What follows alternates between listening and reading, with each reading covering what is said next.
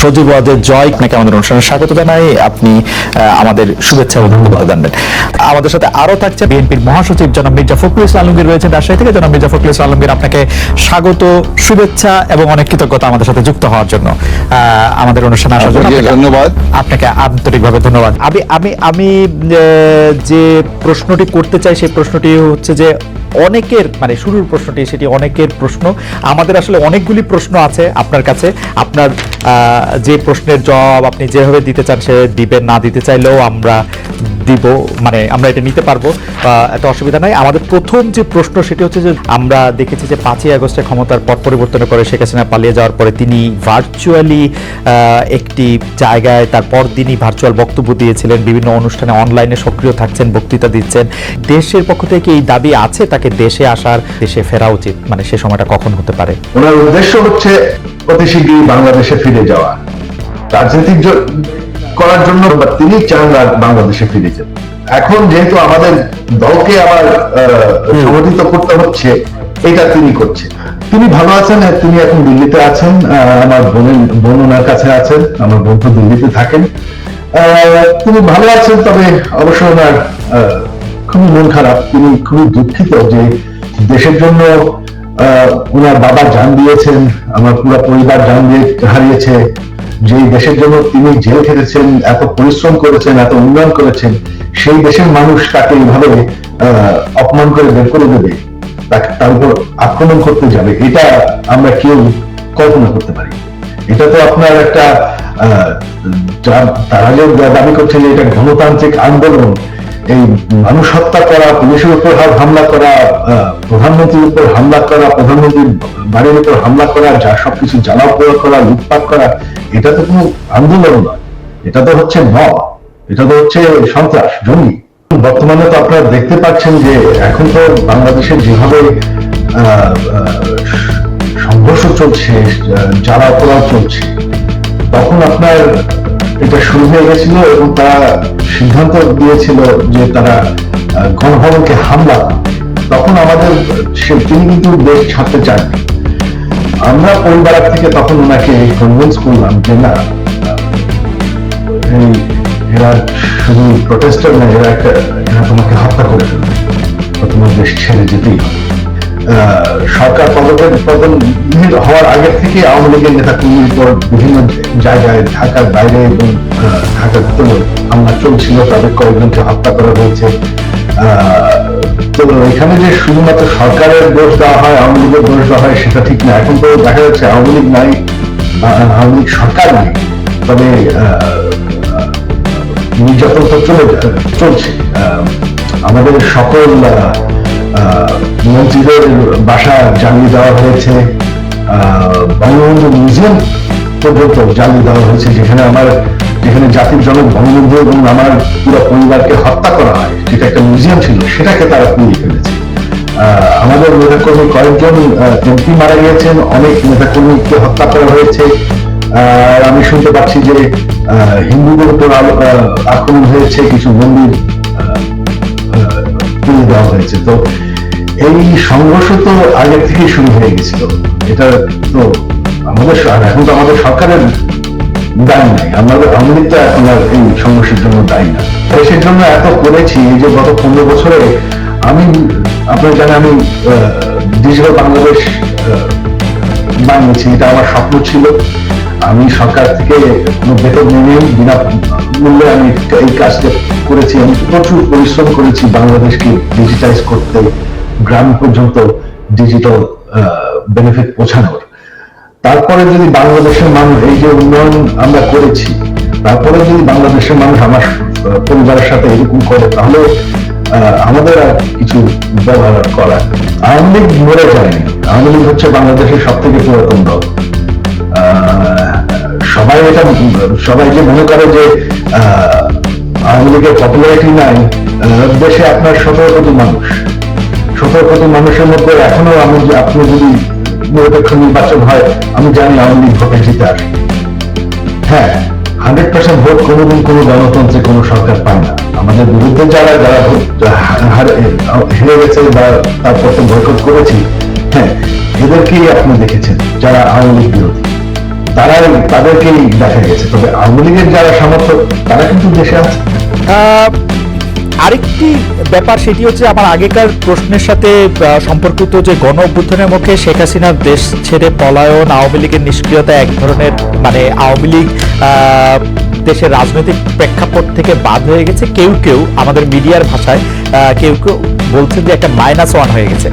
অন্তর্বর্তী সরকারকে নিয়ে কোনো -2 সংখ্যা কি আছে? কেন এই প্রশ্নটি উঠছে সেটি আমি বলি, যেটা কিছুটা আপনি আগেই প্রশ্ন করেছেন যে আওয়ামী লীগ আমলে কিন্তু আমরা দেখেছিলাম যে বেগম খালেদা জিয়ার চিকিৎসার জন্য বারবার বলা হচ্ছিল, কিন্তু 3.5 মাস পরেও বেগম জিয়া এখনো দেশে আছেন, তারেক রহমান সাহেব এখনো দেশে ফিরেন নাই।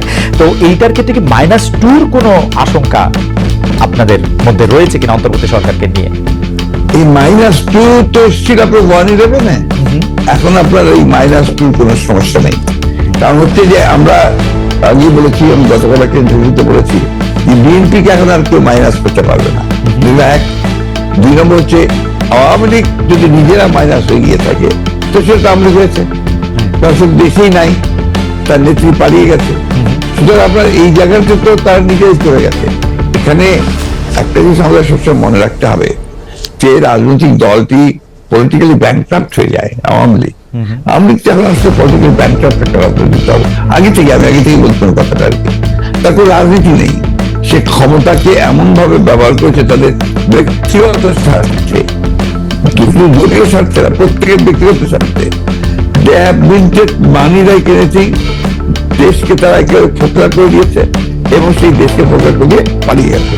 যদি এই মুহূর্তে নির্বাচন হয়, যেটি আসলে বিএনপি যৌক্তিক সময়ের মধ্যে নির্বাচন দাবি করছেন, তাতে বেগম খালেদা জিয়া কি প্রার্থী হবেন, বা বিএনপি সংসদ নেতা বা প্রধানমন্ত্রী হিসেবে কাকে চাইতে পারে, চেয়ারম্যান নাকি ভারপ্রাপ্ত চেয়ারম্যান? এখানে এই মুহূর্তে এখনই আমাদের এই প্রশ্নগুলো নিয়ে আমরা কাজ করছি না, কারণ আমরা এখন আমাদের সামনে যে সবচেয়ে বড় চ্যালেঞ্জ যেটা, সেটা হচ্ছে যে আপনার এই ইন্টারিম গভর্নমেন্টের কাজগুলো তারা যেন শেষ করতে পারে, অর্থাৎ যে সমস্ত সংস্কারের বিষয়গুলো আছে সেই সংস্কার যে কয়েকটা আপনার খুবই নির্বাচন কেন্দ্রিক এবং প্রয়োজনীয়, সেই সংস্কারগুলো করে নির্বাচনের কথা আমরা বলছি। এবং আমরা মনে করি যে এটা আপনার যথা সময়ে সেটা অনুষ্ঠিত হবে। এবং দেশনেত্রী বেগম খালেদা জিয়া তো আমাদের পার্টির চেয়ারপারসন, এবং তিনি যদি নির্বাচন করতে সক্ষম হন শারীরিকভাবে অবশ্যই তিনি নির্বাচন করবেন। অন্যদিকে তারেক রহমান সাহেব আমাদের দলের ভারপ্রাপ্ত চেয়ারম্যান এখন আছেন, এবং তিনিও নির্বাচন করতে চাইলে তিনিও নির্বাচন করতে চান, সেটাও করতে পারবেন যে কটা সেটা তিনি করতে চান।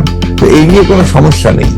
সুতরাং খালেদা জিয়া নির্বাচন করলেন, প্রধানমন্ত্রী হলেন, বা তারেক রহমান সাহেব নির্বাচন করে প্রধানমন্ত্রী, এটা নিয়ে কোনো সমস্যা নেই। এই ব্যাপারে পার্টিতে আমাদের কোনো সমস্যা আছে বলে আমি মনে করি না।